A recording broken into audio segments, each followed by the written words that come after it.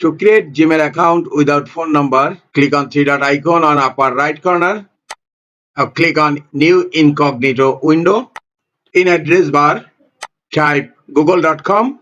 Now hit enter. On upper right corner, click on Sign in.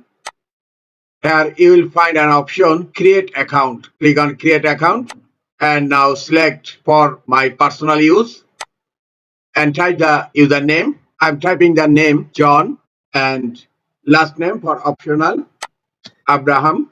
Now click on Next. Select the date of birth, date first. I'm selecting date and choose the gender. Now click on Next. You can choose your email ID from this suggestion or you can create Gmail ID at your own.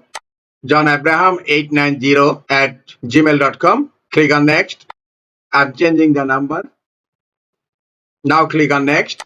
Number is matched. Now type the password. Confirm password. Click on Next. In Add Recovery Email, click on Skip. Now click on Next. Click on I agree. And my Gmail account has been created. This is the easiest way to create Gmail account without phone number. This is all for today. Hope this tutorial is helpful for you. Keep watching for next tutorial. Thank you very much.